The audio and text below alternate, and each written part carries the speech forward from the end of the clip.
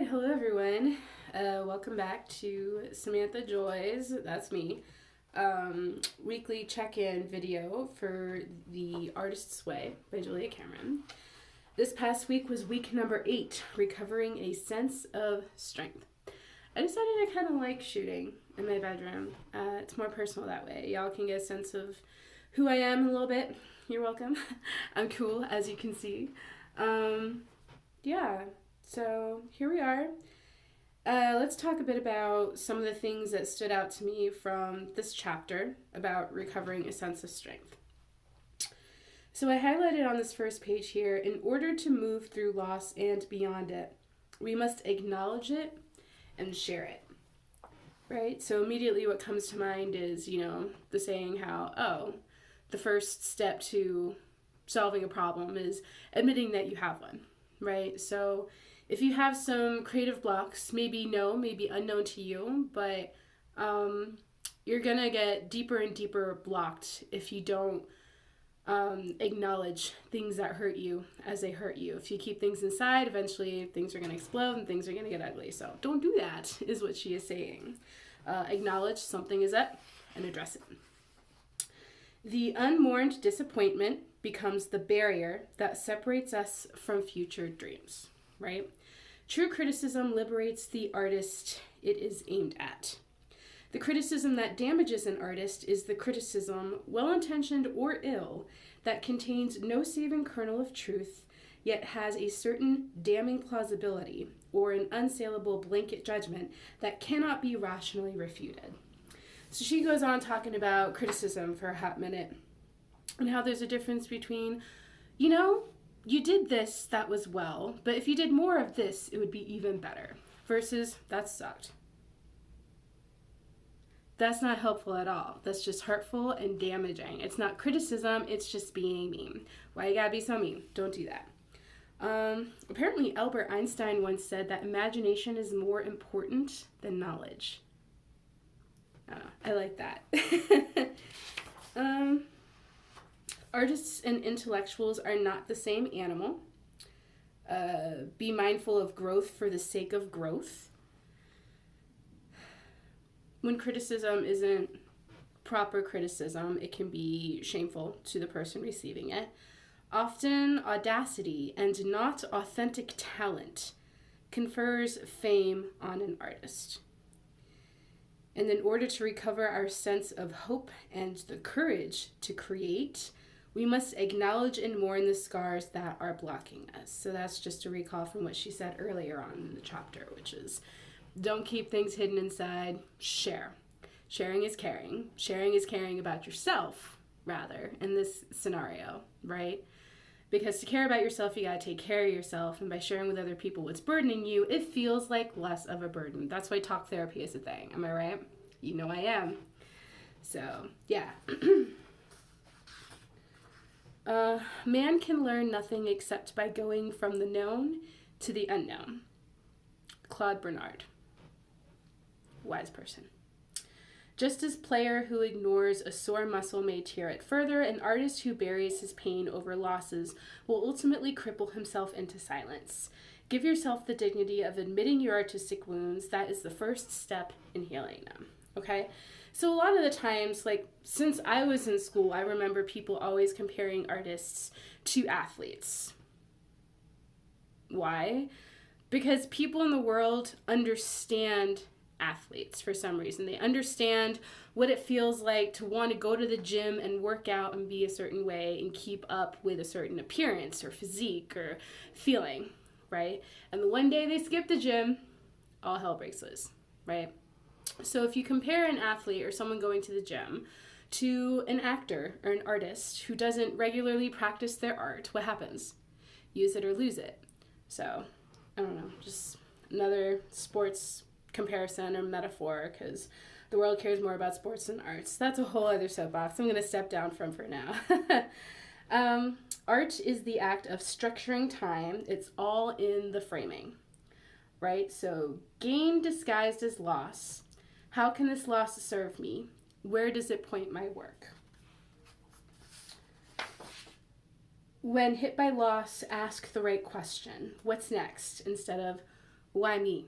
This automatically makes me think of the Disney movie Frozen, the second one, when Anna's in the cave just after losing Olaf, and she's like crying and she's like depressed and all is lost and she has no idea what's going to happen next. And then wait, what happens next?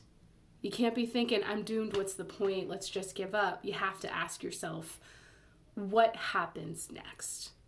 So it's not about, oh, poor me, why is this happening? It's, okay, this happened. Acknowledge the loss and the scars and the pain. Allow yourself to be sad. It's okay to be sad. Sad is one of many different emotions that exist, right? But then you got to ask yourself, what happens next? And then take those next actionable steps to get to where you want and need to be next.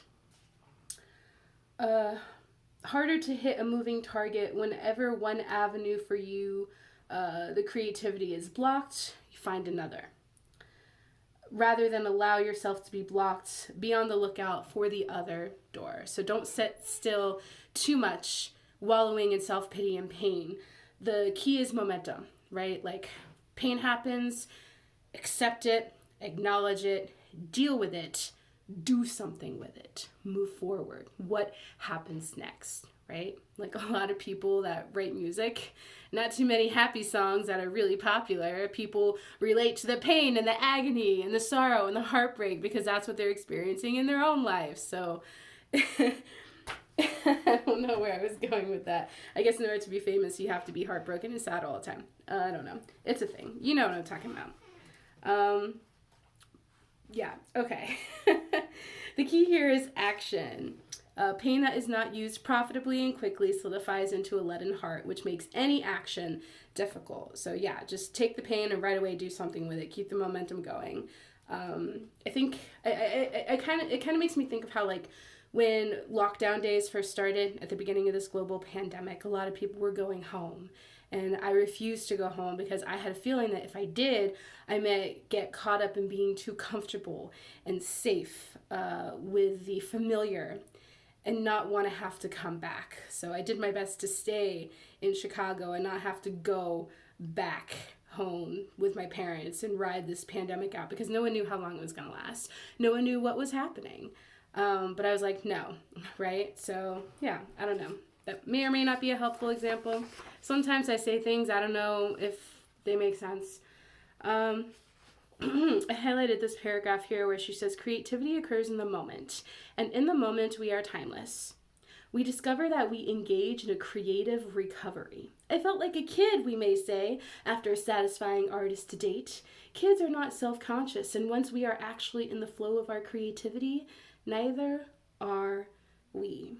So don't let others bring you down. Don't be too afraid of other people's judgments and expectations from societal pressure on them. Being all, oh, why is that person doing that? That is so lame, blah, blah, blah. Just do you. If you're enjoying yourself, that's all that matters. That was my takeaway from that. In a sense, no creative act is ever finished. Doing the work points the way to new and better work to be done, focused on process over creative life retains a sense of adventure, but focused on product. The same creative life can feel foolish and barren.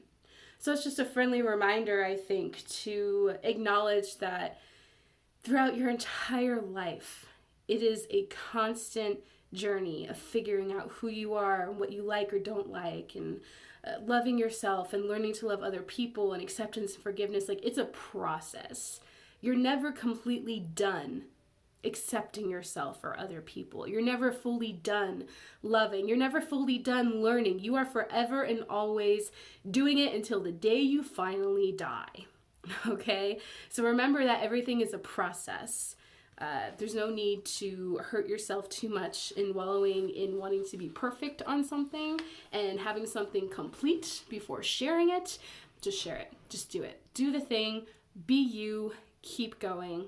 Over time, things keep happening. There's never a complete end. Fantasizing about pursuing our art full-time, we feel to pursue it part-time or at all. So I think that's a friendly reminder to try and beat the all or nothing mentality, right? Like, just because you can't have an entire 24 hours dedicated to do something. Doesn't mean you can't find time and make time in the day to do that thing. Like, oh, I can't sit down and read this whole book all at once. I'm just not going to bother reading the book. While you're on the train on your way to work, to and from every day, 5 days a week, you can be reading a chapter, a page at a time. And eventually, over time, you're going to finish reading that book. But you're not going to finish reading the book at all if you don't just get started, if you don't just do it. It's important. You don't have to have all the time in the world. You don't have to have all the money or all the unlimited resources. You just have to have the desire to want to do something and then just get started. Indulging ourselves in a frantic fantasy of what our life would look like if we were real artists in a perfect world, we fail to see the many small creative changes that we could make at this very moment.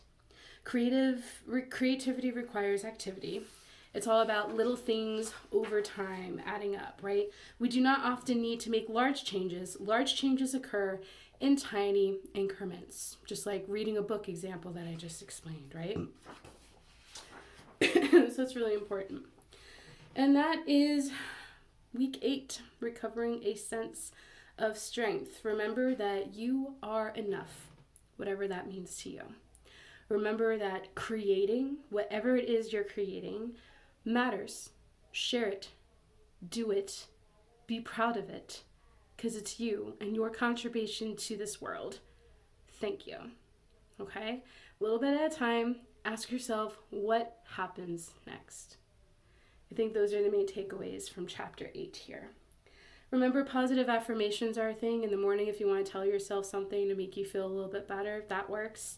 It was something I've knocked for a while until I finally tried it, and positive affirmations are indeed a thing. I don't hate it. In the tasks, she tells you to think about each individual goal in your life that you have and to break it down into smaller consumable bits. Rather than being overwhelmed and freaked out by the big picture, be like, okay, in like 10 years from now, this is where I want to be. In 5 years from now, this is where I want to be. Next month, this is where I want to be. Okay, if you can visualize where you want to be and what you want to be doing, and you can give yourself little, small, actionable next steps in a process of getting to where you ultimately want to be, you can make it happen. I promise. You got this. All right, thanks for watching, and I'll see you all next week for week 9, recovering a sense of compassion. Have a great week.